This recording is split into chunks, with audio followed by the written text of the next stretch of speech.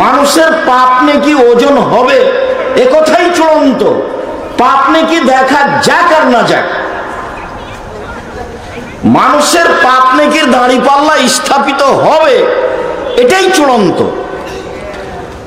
আর আয়াত পেশ করার পরে তিনি যে হাদিসটি পেশ করেছেন, সেই হাদিসে একটা বাক্য স্পষ্ট প্রমাণ করে যে মানুষের পাপ নেকি ওজন হবে। আবু হুরায়রা রাদিয়াল্লাহু তাআলা আনহু বলেন, রাসূল সাল্লাল্লাহু আলাইহি ওয়াসাল্লাম বলেছেন, কালিমাতানে, দুটি বাক্য, খাফিফাতানে, হালকা, আলা লিসানে, উচ্চারণে, হাবিবাতানে ইলা রহমানে, রহমানের নিকটে প্রিয়, সাকিলাতানে ফিল মিজানে, দাঁড়ি পাল্লাই ভারী। তবে তা হচ্ছে সবচেয়ে ভারী নয়, দাঁড়ি পাল্লাই ভারী। সুবহানাল্লাহ ওয়া বিহামদিহি সুবহানাল্লাহিল আযীম, এর কোনো বার নাই। যে যা পারে নেকি দুই হাত দিয়ে খালি লুটে নিবে, যে যা পারে বলবে, বার নেই। তো সবচেয়ে ভারী নেকি নয়, তবে নেকি ওজন হবে এবং তার নেকি ভারী। আর সদাচরণের নেকি সবচেয়ে ভারী। এই বাক্যটির আগের বাক্য একটু স্পষ্ট করি, মনে রাখা ভালো হবে যে ইহুদিদের দাঁড়িপাল্লা ওজন হবে না, তাদের পাপ আছে নেকি নেই। খ্রিস্টানদের দাঁড়িপাল্লা হবে না, তাদের পাপ আছে নেকি নেই। হিন্দুদের দাঁড়িপাল্লা হবে না, তাদের পাপ আছে নেকি নেই। যারা শিয়ে, যারা কাদিয়ানি, যারা মুতাজিলি, যারা জাহামিয়া, যারা কারামিয়া, যারা মুজাসসামা, এই ধরনের যত আকীদার লোক আছে, তাদের দাঁড়িপাল্লা হবে না। কেন? তাদের নেকি নেই। ফালা নুকিমা লাহুম ইয়াউমাল কিয়ামাতি ওয়াজনা, ওদের ওজন হবে না। বিচারের মাঠে মানুষের পাপ নেকির তো ওজন হবে হবেই। মানুষের যে পাপ নেকি যে খাতাতে লেখা হয়, সেটা ওজন হবে। এমনকি মানুষকে ওজন করা হবে। বলছিলাম সদাচরণের নেকি সবচেয়ে ভারী। আবু দারদা রাদিয়াল্লাহু তাআলা আনহু বলেন, রাসূল সাল্লাল্লাহু আলাইহি ওয়াসাল্লাম বলেছেন, ইন্না আসকালা শাইইন ইযা ফি মিজানিল মুমিন ইয়াউমাল কিয়ামা খুলুকুন হাসান। বিচারের মাঠে মুমিন পুরুষ নারীর নেকির পাল্লায় যে সবচেয়ে ভারী নেকি যেটা রাখা হবে, সেটা হলো ভালো আচরণ, সেটা হলো ভালো চাল চলন। ভালো আচরণ কি জিনিস? সদাচরণের নেকি সবচেয়ে ভারী। এইটা আমি পেশ করলাম অত্র হাদিস দিয়ে প্রথমত। এরপরে আমরা ধারাবাহিকভাবে কিছু আয়াত পেশ করি সদাচরণের, এবং ধারাবাহিকভাবে কিছু হাদিস পেশ করব সদাচরণের। মহান আল্লাহ তাআলা আমাদের নবীকে বলেন, ইদফা বিল্লাতি হিয়া আহসান। মুহাম্মদ সাল্লাল্লাহু আলাইহি সাল্লাম, আপনি কথা প্রসঙ্গে মানুষের কথার যে উত্তর দিবেন, ও যা বলেছে আপনার জন্য তার চেয়ে সুন্দর হয়, ভালো হয়। তাহলে আপনার মাঝে আর তার মাঝে যে শত্রুতা রয়েছে, সেইটা ওয়ালিউন হামিম, অন্তরঙ্গ বন্ধুতে পরিণত হবে। যদিও সামাজিক মানুষেরা পারে, সামাজিকভাবে যারা আলেম ওলামা তারা অনেকেই পারে না, যার বাস্তবতা আপনারা ইউটিউবে দেখতে পান। আমি মোবাইল চালাতেও পারি না, আমি ওটা দেখিও না, আর আমার উত্তর দেওয়া লাগে না। কেউ যদি আমাকে ধুয়ে ছেড়ে দেয়, তো আমি খোঁজ নিনে শেখে, আমি পিছন দেখি না কোনোদিন। আর আমার মূলত দেখা প্রয়োজন হয় না। যেহেতু প্রয়োজন হয় না, এই সুবাদে আমি প্রয়োজন মনেও করি না। এরকম পরিস্থিতি আমার কাছে আমি দেখি না কোনো সময়। আমি যা কিছু করি তা আমার সামনে দাঁড়িয়ে আছে, সেটুকু আমি ধরে নি মাত্র। জামিয়া সালাফের পিছনে আমার কোনো নিজস্ব পরিকল্পনা নেই, যা আছে তা আমি দেখি। পুরো জীবনে আমি নিজে চিন্তা ভাবনা করে, পরামর্শ করে, বৈঠক করে কিছু করিনি। যা আমি দেখতে পাই সেটা আমি গ্রহণ করি, আমার সামনে আসে মাত্র। আমি অতীব সাধারণ নগণ্য মানুষ। মহান আল্লাহ বলেন, জাদিলহুম বিল্লাতি হিয়া আহসান। মুহাম্মদ সাল্লাল্লাহু আলাইহি সাল্লাম, আপনি যখন মানুষের সাথে কথা বলবেন, কথা যদি তর্ক বিতর্কের হয়, তাহলে প্রতিপক্ষ যা বলেছে আপনারটা তার চেয়ে উত্তম সুন্দর হতে হবে, এটা আদেশ।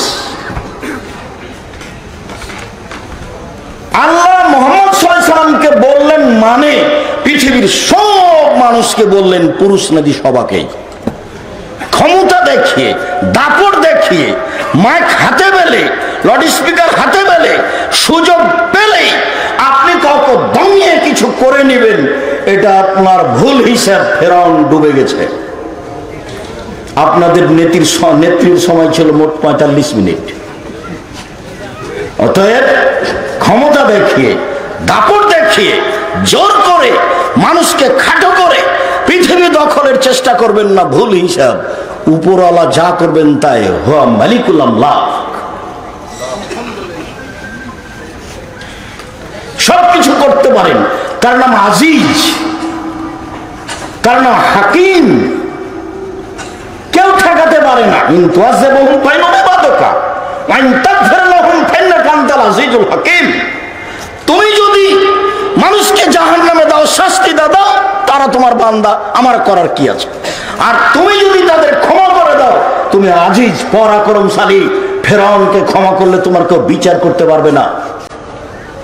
ক্ষমা করা লাগবে কিনা তাতে তুমি হাকিম। ক্ষমা করবে কিনা, ক্ষমা করা লাগবে কিনা তুমি ভালো জানো। ক্ষমা করলে তোমার বিচার করতে পারবে না কেউ, তার নাম তুমি আজিজ। ওয়ালা ইয়াখাফু বাহা। আজ সামুদ কি করবে, কোথায় মামলা করবে, এই পরোয়া আল্লাহ তাআলা করেন। জাদিলহুম বিল্লাতি হিয়া আহসান। আপনার উত্তর যা বলেছে তার চেয়ে সুন্দর হতে হবে। সম্মানিত দিনী ভাই বোন যারা সামনে আছেন, মিডিয়ার মাধ্যমে যারা সময়ের গতিতে অবগত হবেন, সকল দিনী ভাই বোনকে আন্তরিকভাবে অনুরোধ জানাচ্ছি যে সাময়িক টাইমে ক্ষমতা থাকলে, পরিস্থিতি অনুকূলে থাকলে কিছু বলে, কিছু করে মানুষকে জেল হাজত দিয়ে ক্ষমতা দেখিয়ে কিছু করিয়েন না। সময় একদিন আসবে, সবকিছু হারিয়ে যাবে। আপনার সামনে তা ঘটেছে, ঘটবে। মহান আল্লাহ বলেন, ফাবিমা রাহমাতিন মিনাল্লাহ লিনতা লাহুম। মুহাম্মদ সাল্লাল্লাহু আলাইহি সাল্লাম, আল্লাহর পক্ষ থেকে বড় দয়া যে আপনি নরম আচরণের হয়েছেন। ওয়ালাউ কুনতা ফাদদান গালিদাল কলব লানফাযু মিন হাওলিক। আপনি যদি কর্কশ কঠোর স্বভাবের হতেন, তাহলে জনগণ আপনার পাশ থেকে সরে যেত। আল্লাহর পক্ষ থেকে বড় দয়া, আপনার স্বভাবটা ভালো, আপনার চালচলন ভালো। যার চালচলন ভালো তার উপরে আল্লাহর দয়া আছে, যার চালচলন ভালো নয় তার উপরে আল্লাহর দয়া নেই। এইখানে একটা হাদিস মধ্যে আপনাকে শোনাই। আবু হুরায়রা রাদিয়াল্লাহু তাআলা আনহু বলেন, রাসূল সাল্লাল্লাহু আলাইহি সাল্লাম বলেছেন, আল্লাহ তাআলা বলেন, সদাচরণ মনে রেখো, তুমি মানসালাকে অসালতহু, তোমাকে যে নিবে আমি আল্লাহ তাকে নিব। ওমান কাতাকে কাতাতহু, তোমাকে যে ছেড়ে দিবে আমি আল্লাহ তাকে ছেড়ে দিব। সদাচরণ নেই যার, আল্লাহ নেই তার। সদাচরণ নেই যার, আল্লাহ নেই তার। সদাচরণ আছে যার, আল্লাহ আছে তার। তো সদাচরণ নেই যার, আল্লাহ নেই তার, ও খেতে পায় কিভাবে? হিন্দু যেভাবে পায়, ইহুদি যেভাবে পায়, খ্রিস্টান যেভাবে পায়, মুতাজিলি যেভাবে পায়, জাহামিয়া যেভাবে পায়, কারামিয়া যেভাবে পায়, শিয়া যেভাবে পায়, কাদিয়ানি যেভাবে পায়, সেভাবে পায়। আয়েশা রাদিয়াল্লাহু তাআলা আনহা বলেন, রাসূল সাল্লাল্লাহু আলাইহি সাল্লাম বলেছেন, আর রাহিম মুআল্লাকাতুন বিল আরশ। সদাচরণ আল্লাহর আরশ ধরে ঝুলন্ত অবস্থায় সদাচরণ, চাল চলন। সদাচরণ আল্লাহর আরশ ধরে বলে, মান ওয়াসালানি ওয়াসালাহুল্লাহ। পৃথিবীর মানুষ মনে রেখো, আমাকে যে নিবে আল্লাহ তাকে নিবেন। সদাচরণ যার আল্লাহ তার। ওমান কাতানি কাতাহুল্লাহ। আমাকে যে ছেড়ে দিবে আল্লাহ তাকে ছেড়ে দিবেন। সদাচরণ নেই যার, আল্লাহ নেই তার, তার প্রতি আল্লাহর বিশেষ কোনো দয়া নেই। ও থাকে, খায়, চলে, পৃথিবীতে কাজকর্ম করে হিন্দু যেভাবে করে। অমুসলিম তো করে, ও তো জমি জায়গা অর্থ সম্পদ সবকিছু দখল করে আছে, তো এও সেভাবে থাকে। মহান আল্লাহ বলেন, শুনুন, ফাফু আনহুম, মানুষ আপনার সাথে অন্যায় করেছে, এই অন্যায়ের কারণে আপনি মানুষকে মাফ করুন। আস্তাগফির লাহুম, মাফ তো করবেনই। যারা আপনাকে গালি দিয়ে পাপ করেছে, বিরোধিতা করে পাপ করেছে, আপনি তার জন্য আল্লাহর দরবারে ক্ষমা চান। এর নাম সদাচরণ। পারবেন টিকতে? সিম গাছ আপনার কেটে দিয়েছে প্রতিবেশীর ছাগলে, তো আপনার স্ত্রী খুব গালি দিয়েছে, তো আপনি সন্ধ্যায় বাড়িতে এসেছেন। এখন প্রতিবেশীর বাড়িতে যান, যে বলেন, ভাইজান আপনার ছাগলে আমার সিম গাছ কেটে দিয়েছে, সিম ধরেছে অনেক, তো যাক আমার স্ত্রী আপনাকে গালি দিয়েছে, আমাকে মাফ করেন, ক্ষমা চাইতে এসেছি। সিম গাছ আপনার, সিম ধরেছে, ঠেলা মহিলা জানে। আপনার স্ত্রী এমন গালি দিয়েছে, ওর গালি দেখলে মনে হয় যে ও বস্তির মহিলা। বস্তির মহিলা মানে ঝগড়াতে যত বেফাস কথা বলতে পারবে তত সে জয়ী। অবসর সময়ে বলবে, যাক বলেছি, মন ঠান্ডা করে বলেছি কিছু। এটা সদাচরণ নয়।